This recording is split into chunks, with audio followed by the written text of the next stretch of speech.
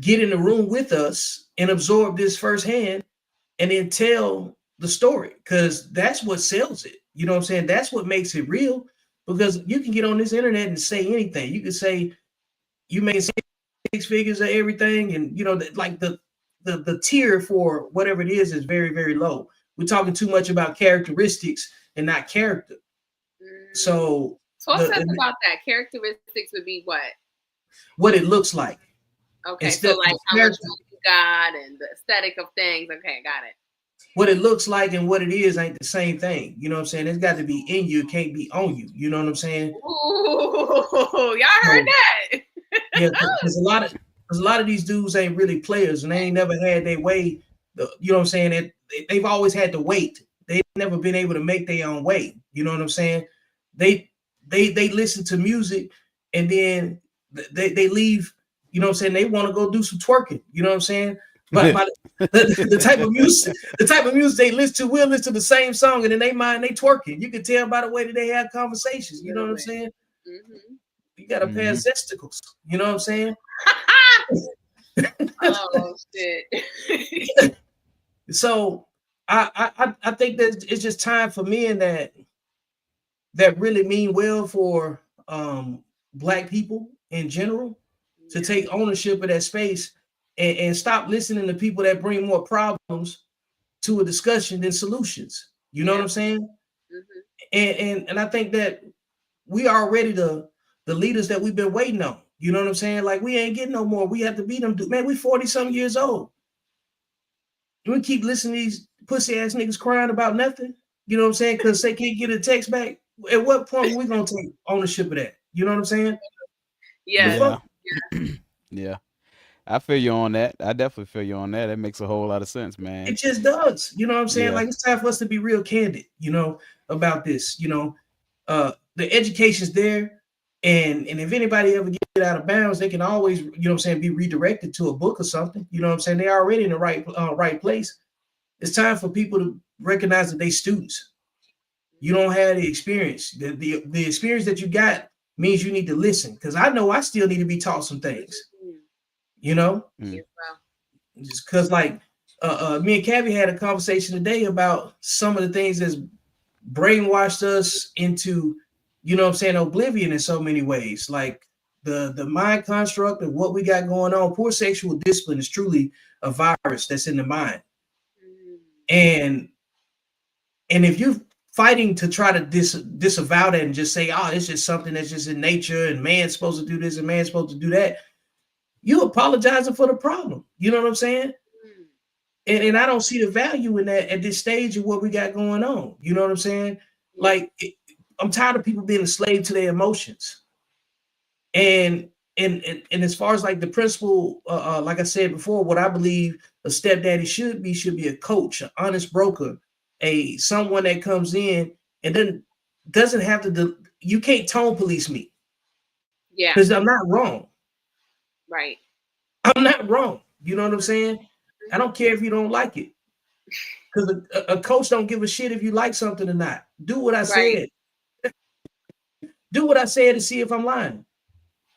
Do you want a different outcome? You know what I'm saying? Mm-hmm. So we have to be as candid as possible. We ain't got to put on a show no more. You know what I'm saying? Because what for? It didn't get us anywhere but to this conversation anyway. That's how we got here. Too many shows been put on.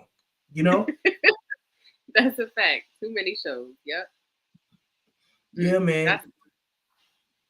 That's just how I've been feeling, man. Like, fuck it. Let's just get to it. You know, Kevin, what you got, bro? I'm glad you was able to pop on here for a second. Man, I just had to make a quick little video about this Jay-Z situation. You know, the little thing that I exposed you to earlier. I went ahead and made a video about it because, you know, the thing is that I think a lot of what we run into as far as this whole gender war and stuff like that, I think it has its beginning in a little bit of what we've been presented in hip hop and also in the media that we take in as far as what we watch, right? I think that's a lot. That has a lot to do with the division amongst men and women. I don't think it really has to do with just us naturally. It's just what we're putting in or what we're taking in as men and women. If you look at our media and what feeds black people, men and women, just think about how toxic our media is, how toxic our movies are, how toxic our Yeah. shows are, how toxic our music is. Think about that. Nothing is really expressing love anymore. So when you're talking about this division between men and women and what we're going through today, think about it. I mean, when was the last time you heard an R&B song that talked about love and talked about getting together, talking about being together, talking about marriage, things like that? You really haven't Yeah. heard anything like that for a minute. And then think about, the movies. We used to have things like Love and Hip Hop, or Love Yeah. and Basketball, or what's another one of my favorites? Uh let's see here. What Neil Long? What's the joint with Neil Long and Old Boy in there? Uh, you talking about the wood? Not the well, that's a good one too. But That's a good one too. yeah, that's a good one too. But Love Jones, like Love Jones, Love Jones. those movies right there, we don't feed ourselves with that anymore. Now we feed ourselves with complete bullshit. That kind of and pretty much you are what you eat. You know what I'm saying? You are what you take in. You know what I'm saying? Exactly. So we're taking these things in, and what do you see on the men's side? It's pretty much in we started, I think, as men venturing away from women before women started venturing away from us. When we went outside the boundaries and saying or calling out women bitches and hoes, that changed the dynamic of black love. That really did. You know what I'm saying? Because in no other art form and no other genre of music do you hear the men calling the women out of the name. Yeah. I want you to find me a country song where a white man is sitting there picking his guitar. My wife is a bitch, and all I do is get her to suck my dick. You ain't never gonna hear it. You know what I'm saying? You Right. never gonna hear it, bro. I mean, Bon Jovi. Bon Jovi was talking about love and struggle. You know what I'm saying? He was talking about that. You know what I'm saying? Any type of rock, you're going to hear that. You're going to hear some type of love story. And at the end of the day, man, you just don't hear any other genre of music, where the men are coming after the women like that. You really don't Yeah. hear that. So I think, to be honest, I have to be honest. I think we really started, we started the ball rolling. You know what I'm saying, when it comes to this Can I division say right this here. though? Go ahead. So I get that, but what households did those men come from? Oh, we already know what type of household Yeah, those men it's, come hey, no, You know hey, what I'm saying? hey, no, that's exactly why she's here, though. No, but talk about that. You know, Ashley. they come Talk. from. So there's 3 households. I did a post today, and I don't even remember it by heart really, but basically there's the single mother household, there's the woman as the head of the household, and then there's the Right. street. They Okay. all have the same outcome, which is feminine men that are in their emotions, and they think that everybody owes them everything because they didn't get anything or they didn't get enough. And you have music that's produced that's really just mad at their mamas because of their households. Either them 3 households they usually come from with all that music that's being produced. So including the movies that you see being produced, including every media stream, everything you're talking about. These men are coming from certain households, and they're all Right. And I you know? get that. I get that. I understand that. I'm just trying to figure out why men who weren't raised in those particular type households, why did we gravitate Got towards it. that type of Yeah. stuff? You know what I'm saying? Yeah. Like, why did we start taking that in? Because, I gotta say I'm guilty. I was raised in a 2-parent household of with love. You know what I'm saying? I saw the great, I saw the bad, I saw everything. Yeah. Amongst a man and a woman. But I also listened to Too Short. And I took that in. You know what I'm saying? I got a theory though for that though. What's your theory? Let me hear it. I think when you got 2 parents, you have a more balanced approach about what's entertainment and what's reality. This is true. Right. Because like I think we're too hard on music sometimes. I understand that it takes a certain level of intuition, intelligence to process what's real and what's not. because we'll talk crazy about how music has such an impact on the way that we see the world, right? But movies are visual optic, and people make decisions off of that too. You remember that movie Absolutely. Heat, when they was robbing that bank Right. with Val Kilmer, who was it, De Niro, and who else was in that movie? But anyway, yeah. And then I remember somebody tried to actually rob a bank in California doing the same thing, and they got in a crazy shootout with the police, armored up, and all of that stuff. So there's always been somebody that's going to imitate something on the screen that's in production, right? Absolutely, absolutely. Right. But I think the major impact, though, the difference is children absorbing that content at an impressionable age. Very much You know what so. I'm saying? Right. And if they already in a chaotic household, it hits different because the imagery is even more true. You know what I'm saying? Like for someone that's in a household where you can separate art from entertainment from reality, they're gonna tell you, hey, that only exists inside this space when you got your headphones on. It's only in there. Right. It's only on the screen. That's not everyday life outside. And then if you take that same perception, because you remember when the school shooter community used to say video games was driving that, they blame the video games. They blame rock music. It's always been some form of entertainment that's bared that's bared the responsibility for causing the trauma and chaos that comes after, right? Yeah. Our community is no different. However, it impacts our community in a different way. You know what I'm saying? Like it sets us back way differently than it does anybody else. Like, remember that mass shooting in Vegas a few years ago? I think it was 2017. It was like, how many people got killed? It was a whole bunch of, you know what I'm saying? Like, I might have the numbers wrong, but I remember vividly being over 200 some people. You know what I'm saying? Absolutely, yeah. And I'm being very conservative, but nobody considers that on the scale of the Holocaust or nothing like that. You know what I'm saying? It's just one time, take everybody out and move on. The Pulse nightclub shooting in 2016. You know what I'm saying? And nobody is blaming any type of genre of music. You know, and I'm not pointing out the diversity of it. What I'm saying is that we can't do the same things that they do without it impacting us the same way. You know, and it's like if you already are operating from a deficit, trying to go find another example, it's not going to help your case move forward. You got to deal with what's in front of you, and the truth is that's why we have to draw lines of separation between people that want to hurt us and that people that don't even respect themselves, and then expecting them to add protection to the community. It's kind of crazy. Can I say this? What is that movie with? What's the name of the movie with Tupac and what is Poetic Justice? No, not that movie. Where he, oh my God, he was just he got the gun from his friend and Juice. Yes. Yeah, Juice. Sorry, yeah, it's Juice. totally. Yeah. So somebody did a reaction video of that once, like a week ago. I seen this, and they broke down the different households. Like they paused the scenes, and where one of the friends, like he came from a 2-family home, the other friend came from a single mom. Da, da, da. Tupac in the reaction video was staring at the TV with all this gun and violent stuff, and that was his parent. Yeah. And I'm gonna be honest, the streets is the most dangerous parenting, obviously, because it has no reality to say, hey, this is wrong from right. You just come up with your own wrong from right. And that's when you start thinking you God, you could do whatever you want, say what.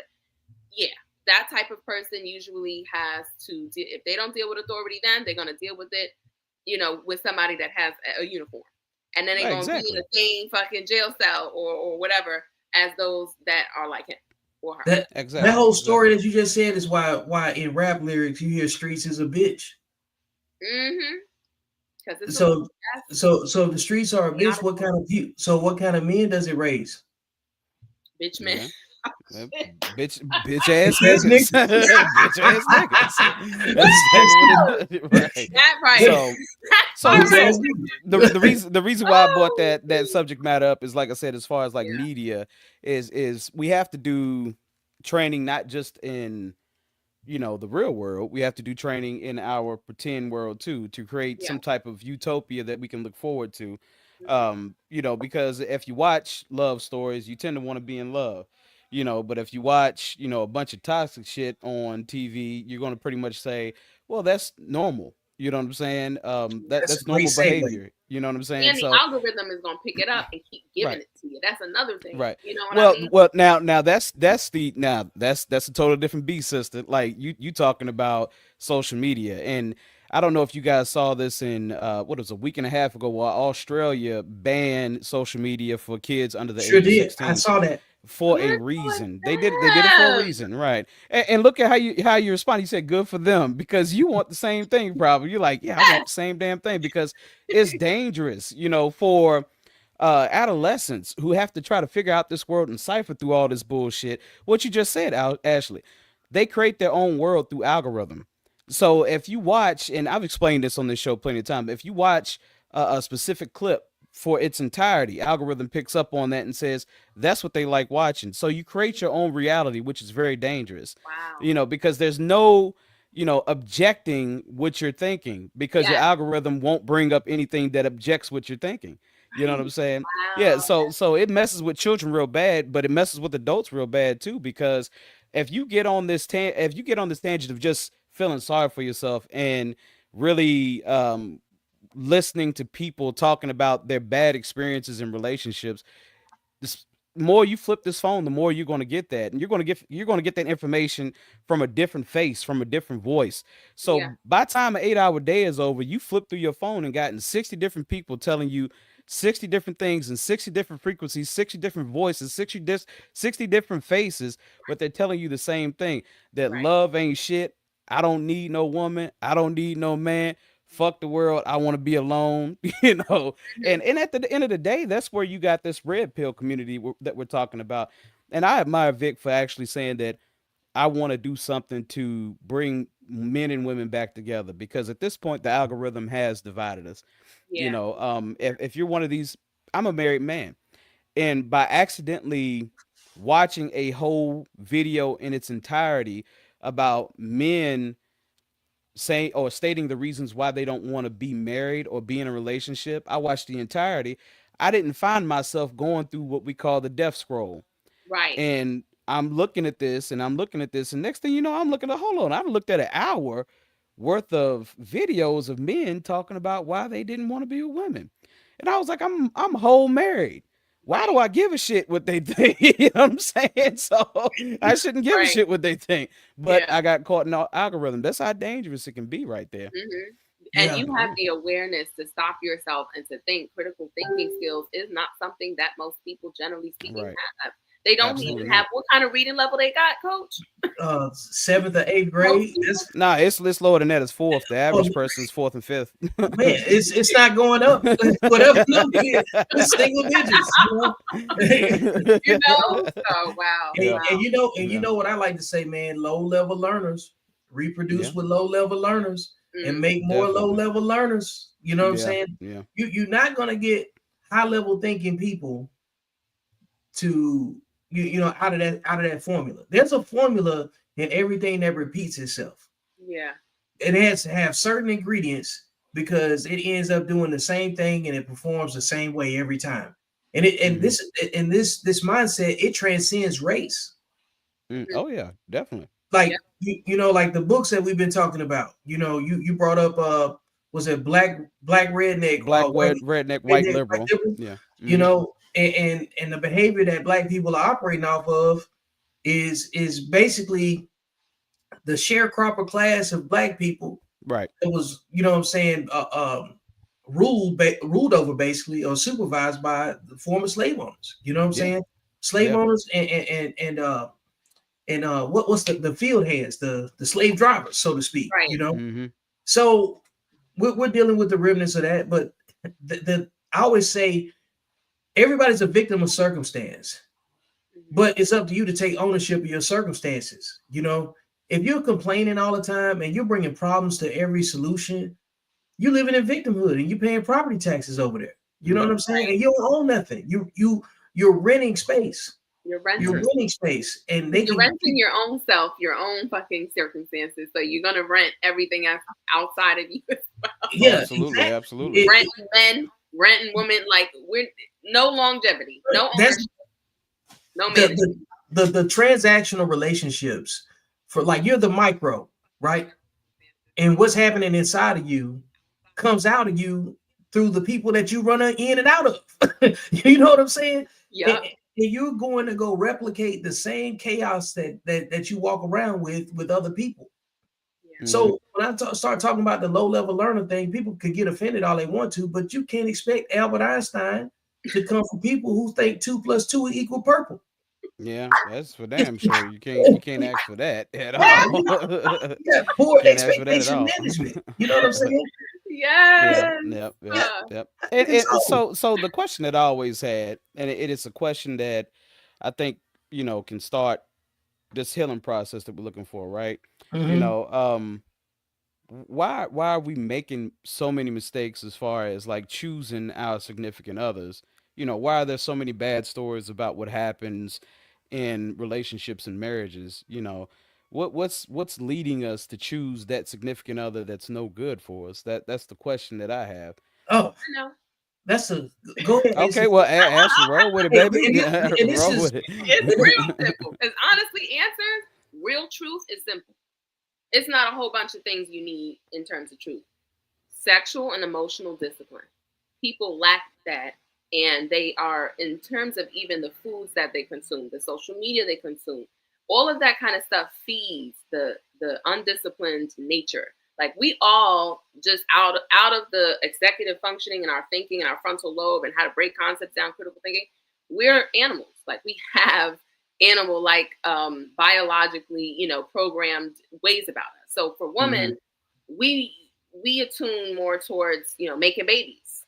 Like, that's, and even if we don't consciously have sex to make a baby, that's what can happen, right? It just is what it is if Right, you don't right, have. absolutely, For men, absolutely. their biological default is to pop their seed. You know what I mean?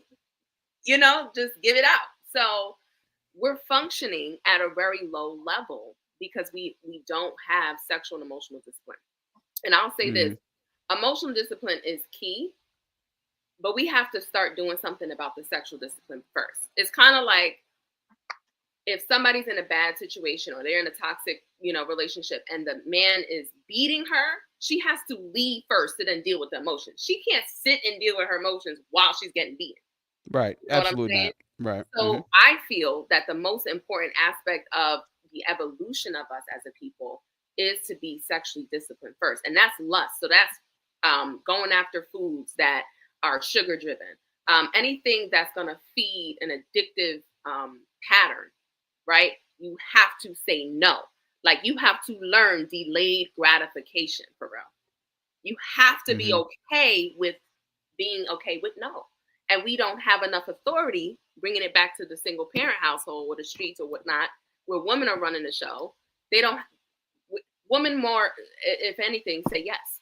Okay, you want that baby? Okay, no problem. You want, and I'll say, as a mom, as a woman, I like to say yes more than I like to say no. I don't like being the villain, right? A man, Hmm. however, in his masculinity, don't give a fuck. I said no because I said no, right? There isn't no need to explain. So a woman is more, bendable, flexible, bendable, yes, yes. And it produces a society where we don't have boundaries, where we don't have sexual and emotional discipline, and where we are pleasure driven. And that's our, and we justify it in many different ways.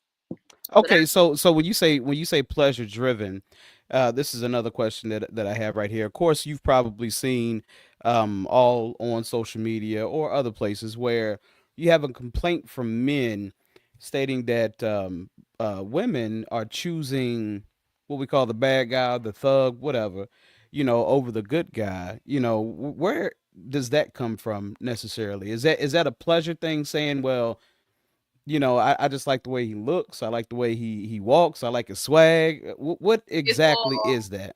it's all ego. It's See, all I'm ego. gonna give you an example.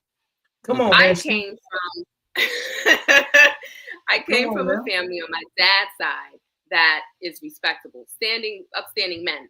But I was convinced, because I moved in with my mom for a lot of my adolescence to young adolescence, and I saw how my mother saw men. I was convinced that men were the bad guy. And I actually had a baby with a deadbeat. Mhm. But I had a upstanding dad, brother, cousins, uncles. And no, we're not perfect. But I would say this, the influence of the mother is huge. And I was talking about this with my babe just a while ago. Because I feel, and I have a hypothesis I'm going through, but you can have an absent dad and still that child be raised in an upstanding environment if that mother is sexually and emotionally disciplined.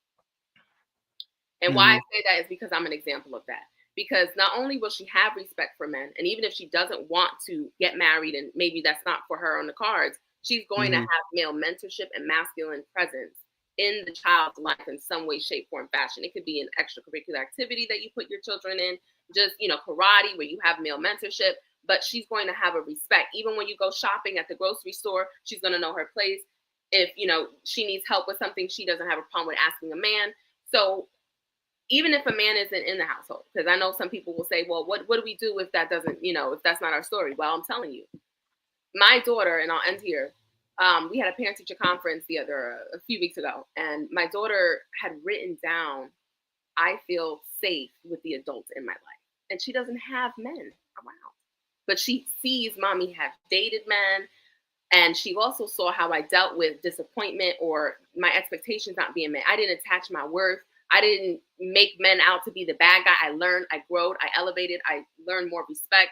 And now I'm moving to Texas where I'm going to be around masculine men, around coach, around the team, and, my babe and all of that. So I say all that to say, I hope I answered your question, but that was that was the gist of it. I didn't mean to be long-winded.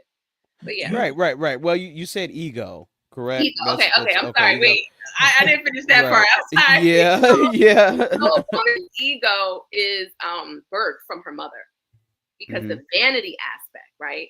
Vanity is about external things, either your achievements or your looks. So how well does a man look when it comes to, does he have status, money? Is he a gangster in the streets? Whatever she believes is of esteem, she's going to then get that from her ego. And she's going to say, even if she's a victim, oh, I love, I'm down for him and stuff like that, but he treats me like shit. No, you treat you like shit because you don't love a person, right? When you are so super transactional, when everything you do is in your mind, you're thinking about, okay, what's the outcome going to be for me? Right. You don't love a man that way. But a lot of us have also misrepresentation in terms of definitions. We don't even know what love is and what it is not. So we're thinking it's something, but it is not. So women are more ego driven because they are slaves to their vanity. And they get that from their relationship and their connection to their mothers.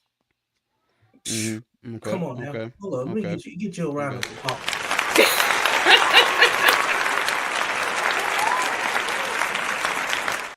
Look, that's how the question is supposed to get answered. You know what I'm saying? Right.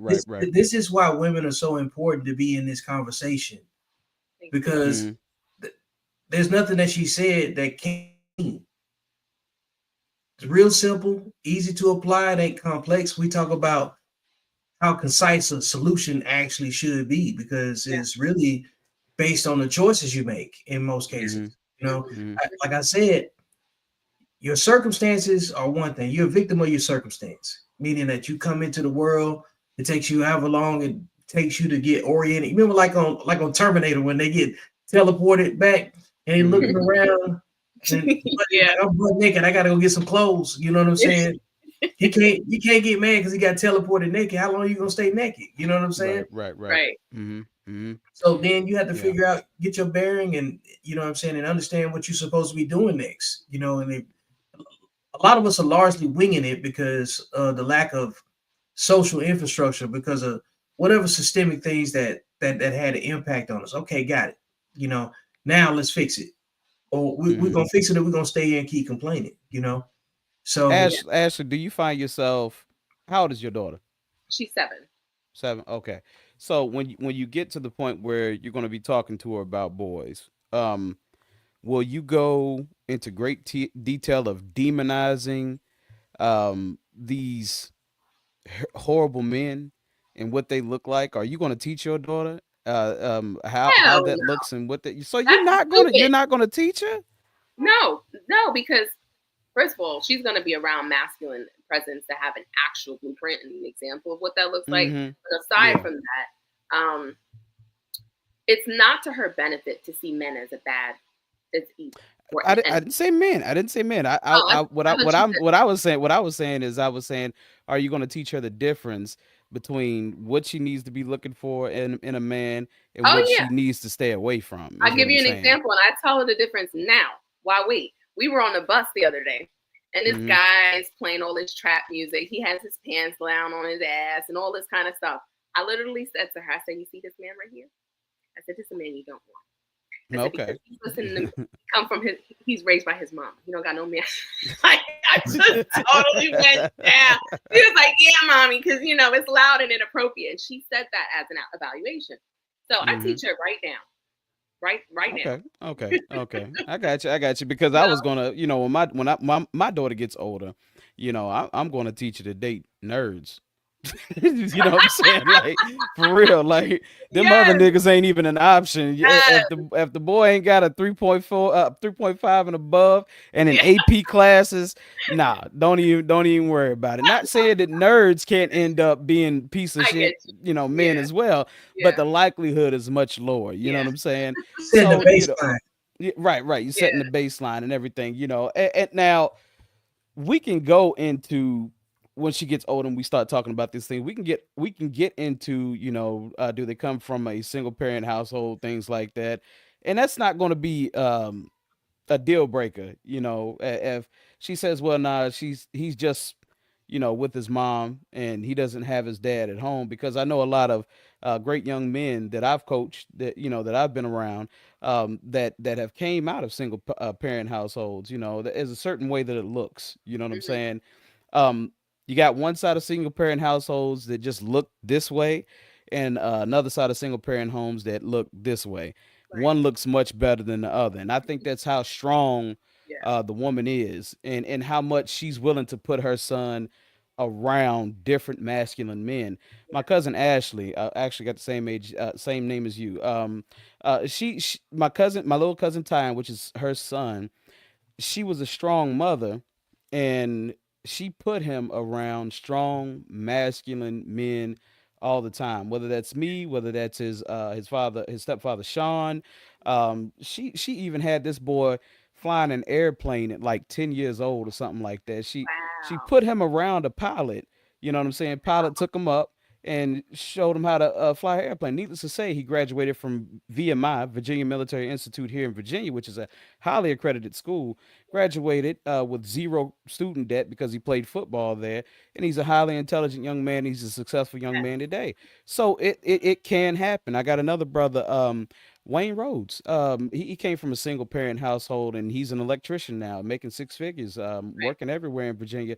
So my boy Henry, my boy Josh, they're both raised by a single mother, but single mother put them, like I said, once again, strong Exactly. alpha men. Put them around their grandfather all the Right. time, as much as she could. Put them around their grandfather, and they learn from that. So just because you're a single mother doesn't mean that your child is going to be a complete failure. That's not the Right. case. Yeah. I mean, If you can, yeah, right. Sorry, go ahead. I was just gonna yeah, say, me pointing out like, hey, he was raised by his mom, and you see, I also pointed out other things like he doesn't have respect for himself because he's wearing his right, pants down there and all that. absolutely. So if Characteristics. yeah, Hmm. so if a man, however, I wouldn't even know he was raised by a single mom if he was masculine presenting. It wouldn't even matter because he's masculine presenting. You know what I mean? He's respectful. So that Hmm. was just to note, like, hey, I want you to know that there's a direct link, though. There is another household where a single mom household looks like this. She comes from a Right, single right, mom household that look like this, but it's, right, yeah, right. Hmm. You can just tell that if there's a man in the family at all. It's just yeah, like, Absolutely, you can. and that's what, like, one of the things, like what Mr. Rehab said to you, said, "Oh, I can tell she got her daddy," when he was talking to you, yeah, because Hmm. there's men that have been responsible, and in their masculinity, handling business, hmm, solving problems. They look at what's the highest risk, and what's what the risk versus reward.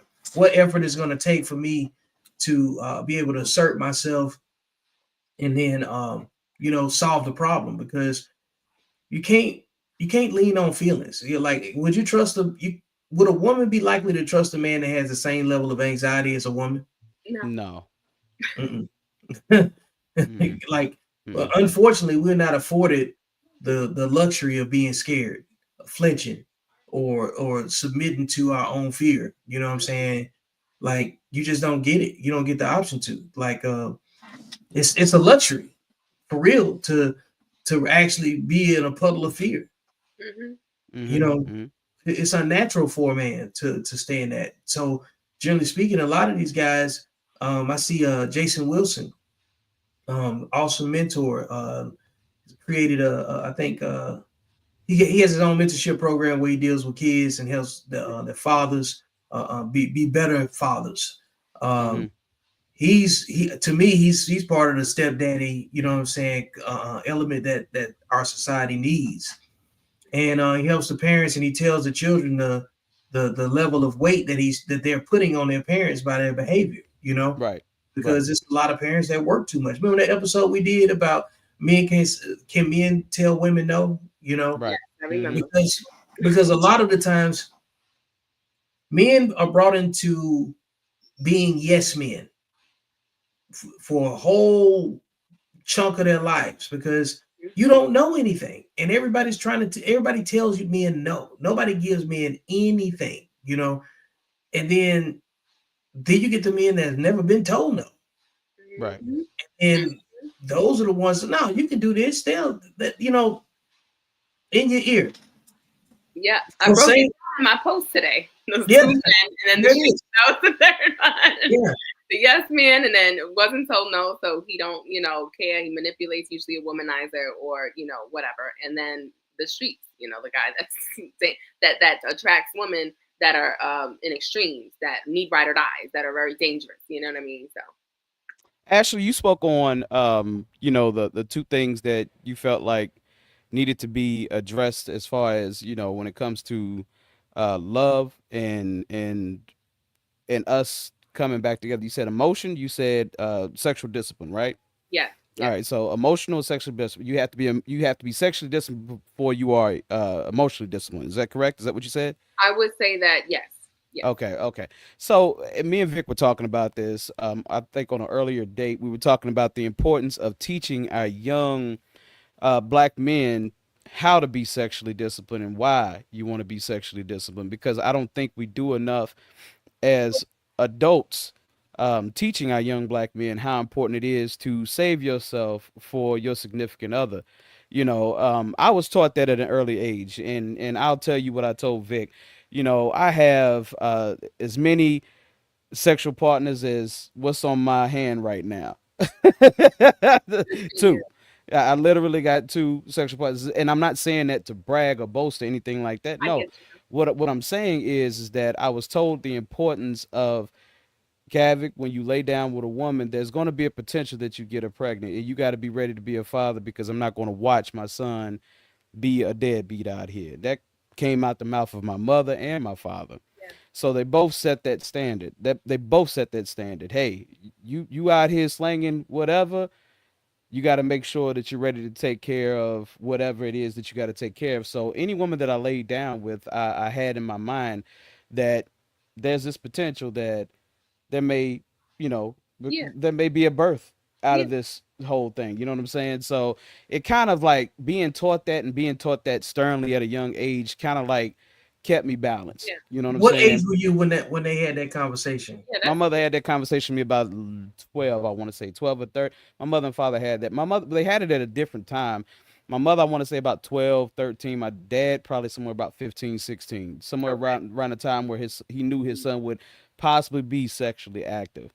So, they both taught me these wonderful lessons. My mother went into great detail in how she taught me. You know what I'm saying? Yeah. Because my mother showed me the book of, back then you had to look at things in books. You know what I'm saying? A book of certain STDs, what they look like, gonorrhea, herpes, all these different things. So Kavik, this is the possibility. If you sleep around with a dirty woman or a woman that's not taking care of herself, this is what possibly may happen. And I'm going to tell you, one more thing kind of influenced me to like say the hell with, just sleeping around like that. The movie, the band played on, that hit me hard. I watched that movie as a young child, and I don't think I had any business watching that movie. That was the movie about the epidemic of AIDS, the AIDS epidemic. Yeah. So when I watched that movie as a child, I was like, yo, that can happen through sexual transmission. I can die from this. Then Easy E. After that happened, and we found out, I was like, yo, you can die from this shit. No, thank you. You know what I'm saying? So at the end of the day, just people being real with me and being exposed to these things as a young person, it really does slow you down to be kind of educated about what you're doing. And it helped. It definitely helped, because when you don't have a lot of sexual partners, you don't have a lot of spirits attached to you. You know what I'm saying? You really don't have a lot of connections to anybody. When I walk out here in the streets, and I live in a fairly small city, right? I walk out here in the streets, I don't have to look and, gawk at people and stare people in the face that I've actually had sex with, because I know that my sexual partners are limited. You know what I'm saying? So I'm okay with going to any club, any Walmart, any Target, because I don't have to look anybody in the face. You know what I'm saying? That I've shared that intimacy with. And intimacy is real. That's something that it should only be a certain amount of people that have seen, should only be one, that have seen you naked, that know what your penis look like.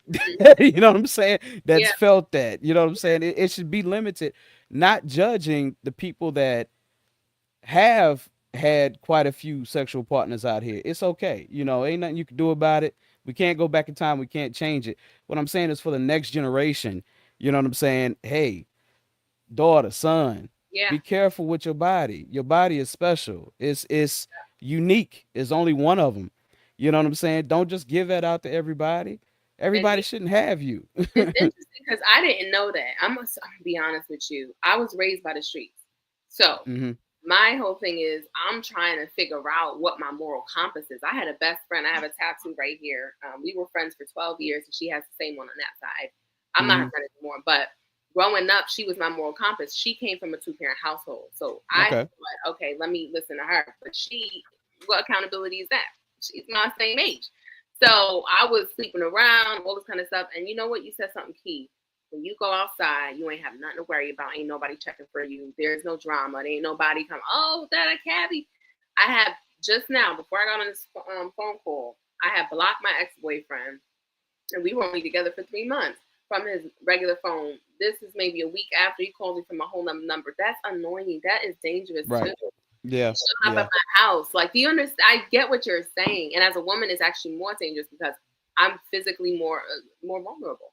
You know what I mean? Just pop off and go, oh, you don't want to answer me? And see what you just said, it could be way more dangerous for a woman, because if you actually got some juices flowing down there, you get what I'm saying? If you actually got some juices flowing down there, like, yeah, that could drive a man crazy. It could drive a man crazy, right? So that's why they pull him up like a straight animal. You know exactly.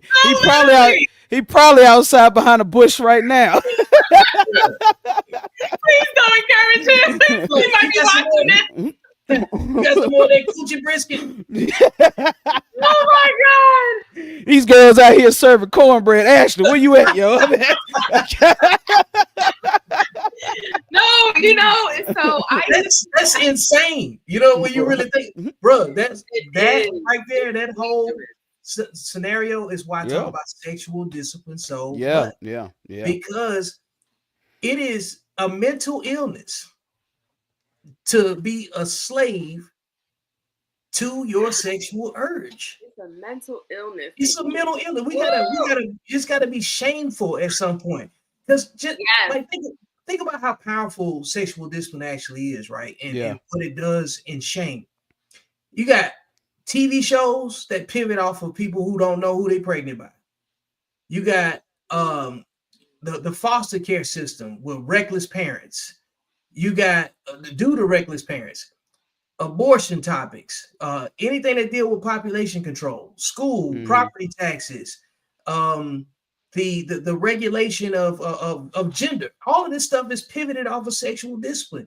If people were able to vet better, that's the first thing that we need to do. See, one of the first topics that me and Cavi talked about when we first opened up these discussions was like, I like to pit arguments against each other so we can prioritize arguments. What's like everything's important, right? Until if everything's a priority, then you have none, right? Right. So if you think something's important and I think something's important, yeah, and Ashley thinks something else is important, and then we all are just working on what's important to us, we're not solving the problem. We're working in different directions, right?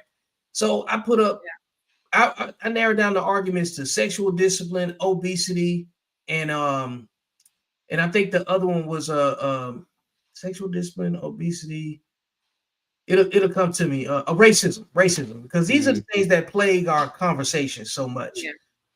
Okay, sexual discipline is more important than all of those, because we didn't create racism construct and we don't control it. It is no different than arguing about the war on drugs. It's no different than saying the media. There's no accountability because there's no one person that we can go walk up and say, stop the racism, and then it stops, right?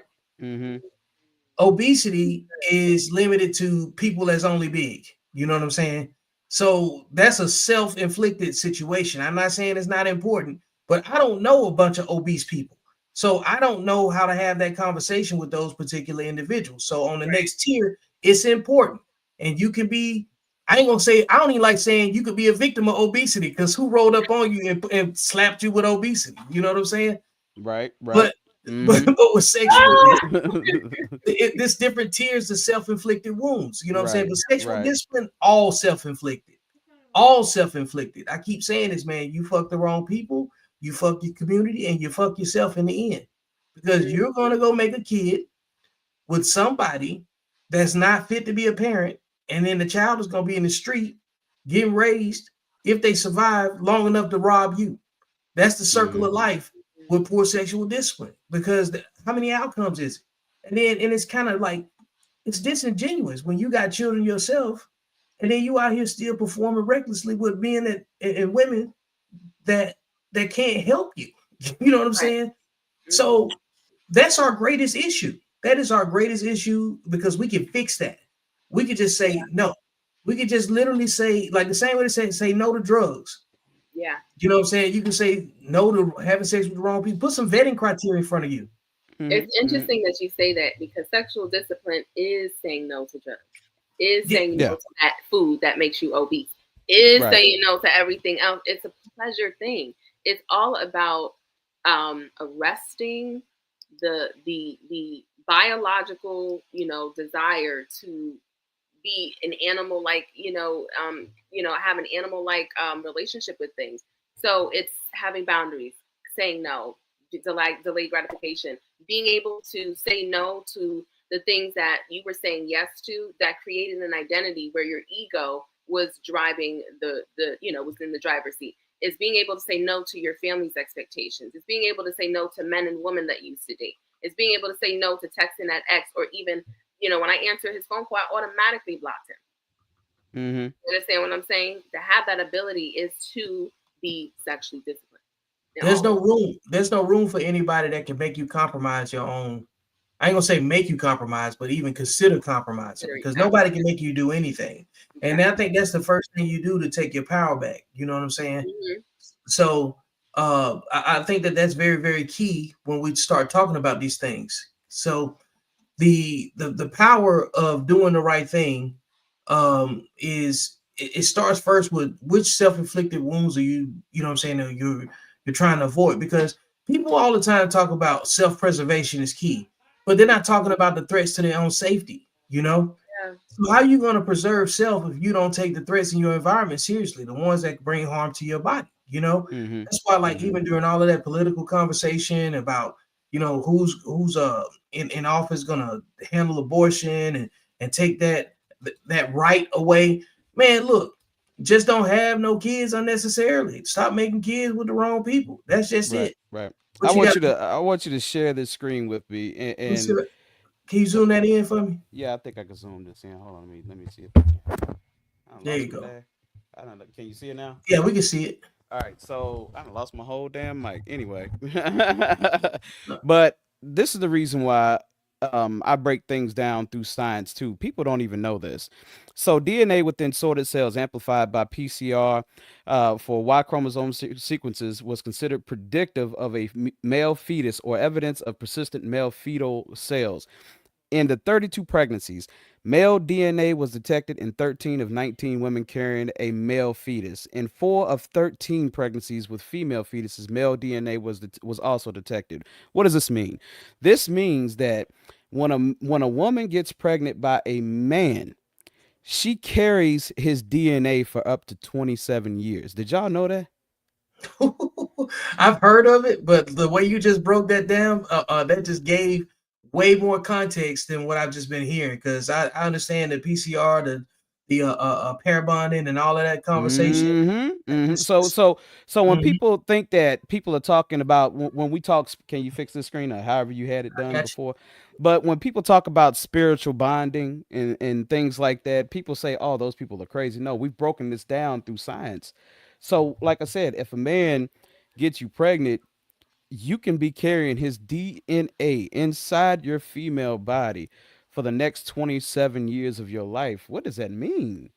Like, you really got to ask yourself, what does that mean? I know, Ashley, I know, but luckily you had a little girl, you. and it may not last as long. You know what I'm saying? Okay. So Go ahead, pacify. Hallelujah.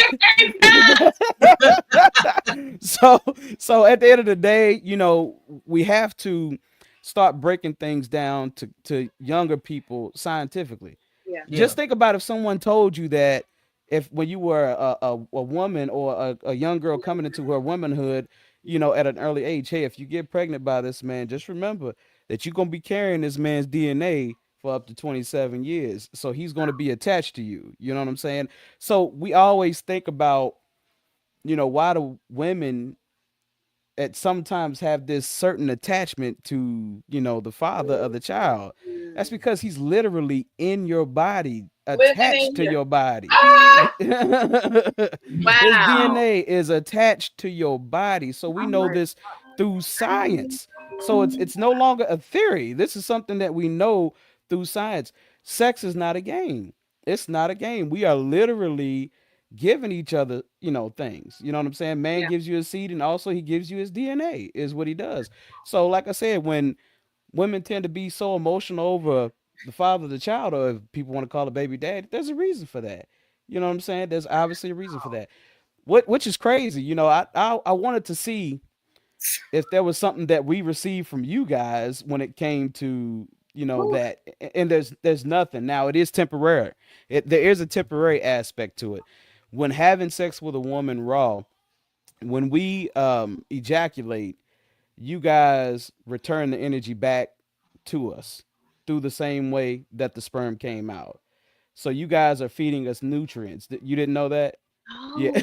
Oh, Yeah. You guys are feeding. It's literally a connection. It's literally like a damn light plug.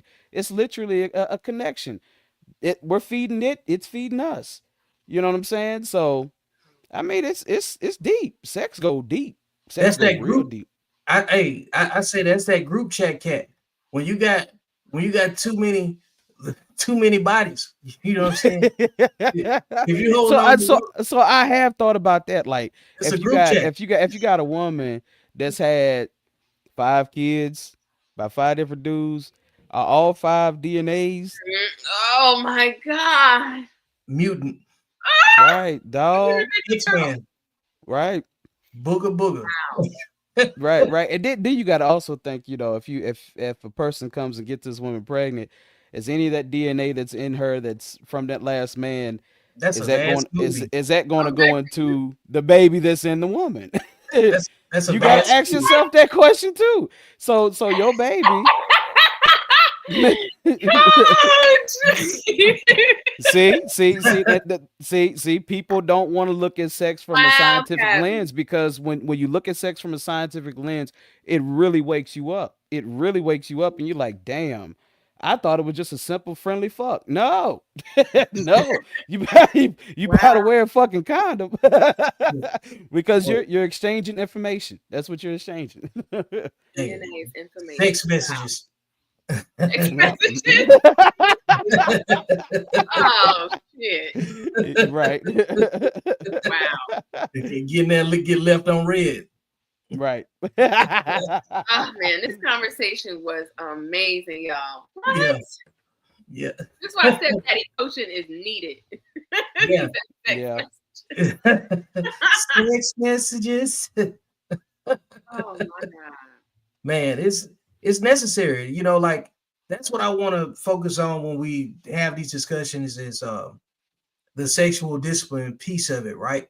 Because I think that's why it's so important that married men are having this conversation, you know, because you can still mentor from proxy. You know, somebody's gonna find this video and they get a whole lot of information out of it. They can get multiple opinions from men. They can say, damn, they all on the same sheet of music. It doesn't really matter. Like if you come in and say, well, those guys are wrong. Do you have the outcomes that say that you're right? Right. Mm-hmm. You know what I'm saying? Because the only thing we grade you off of is outcomes, you know? Yep. So the very essence of the conversation is to present a different articulated angle from men that are responsible for the women that they are already in a relationship with. We got too many people that do not have a relationship talking about marriage. You got too many people that only have a relationship that is affiliated with a transactional connection that's talking about marriage. And then the people that discourage marriage or talk down on it, they never seen a healthy relationship. And the only then on the man and the woman side, they're both only speaking through complaints based on the women that they were raised with and the ones they had sex with, not the women that can't attract. And the same for the men. You know, you only know about the men that your mother was around. Yeah. And then you still, by programming and learned behavior, were attracted to the same type of men that your mama couldn't even get to marry. Yeah. So you've been a victim of circumstance, but this conversation is so you don't have to be a victim of circumstance anymore. You can take some ownership to what you did and didn't understand, and now you can refine it, and then you can actually commit, because commitment takes discipline. Commitment is discipline. And that's part of the reason why most people are promiscuous, because they lack commitment. They only committed to how they feel. They are enslaved by their emotions. And this is the first step in breaking the mindset that has kept you from getting what you want. So I greatly appreciate Cavi, you popping over. Reese, he probably still watching. Shout out to my man, Mr. Re-Up. Man, Ashley, what you got to say?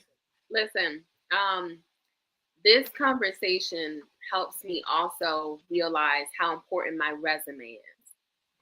I wouldn't even feel, how do I put this, qualified or confident to be in this conversation if I wasn't married to the father of my child.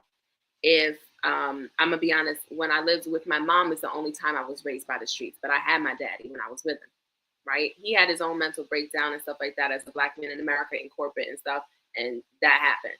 But if I didn't come from, if my resume, if I had a son instead of a daughter, like just certain things, I'm glad that God allowed me to go through so that my resume didn't look too crazy.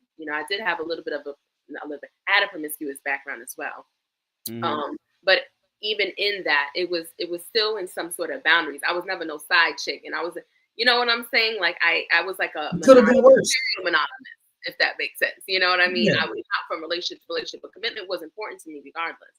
So, but yeah, ladies, your resume matters, because when you are finally, in the presence of masculine men or just dating, a masculine man, you don't want to come with a whole bunch of shame. You want to have confidence. You know what I mean? You want to bring something to the table that's not just trauma. you know, and you definitely want to reserve your body for the right woman. Definitely. You know, I mean, I agree with you on that. You definitely want to reserve your body for the person that you definitely love. You know, because you know, what is it called? Oxytocin, Oxytocin. oxytocin, whatever. Oxytocin. Oxytocin. Which is the love hormone. That's real, and people don't understand that that's real. Like it's a connection that brings a male and female's bond closer together.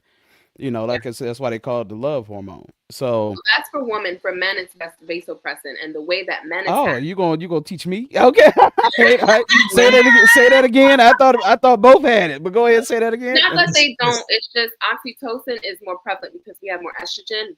Yeah. Vasopressin is more prevalent for men because you guys have more testosterone. So the way you guys bond is more territorial, more conquering. Like, this is mine. You know, I don't want to share it, and it takes up to 3 months. So between 2.5 to 3 months for a man to actually bond and to produce enough vasopressin.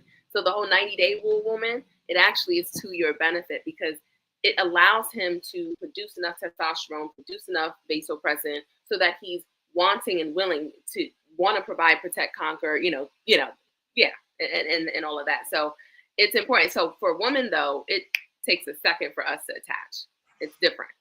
You know, It's different, and see, people always ask that question. You know, why can't women behave like men? You just answered it.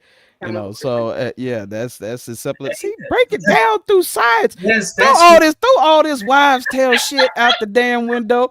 Break this shit down scientifically. And why we ain't supposed to do what the hell we supposed to do. It ain't got nothing to do with no type of holy book, no religion, nothing like it. Just break it down science, and you will see why God would prefer us to do something a certain way. You know, if you believe in such a thing. You know. Look, that is a great way to wrap up, man. And like, you guys have blessed the platform with nothing but game and you know, receptiveness. She done taught me something, man. Look at you. Look. I'm gonna go over here and look this up right now after I get off here. Yo, so thank you guys for tuning in. It's been another great episode of the Internet Stepdaddy, and I'm your stepdaddy because I'm a step ahead of the father that you never had. Woo! We out. Yeah. Right.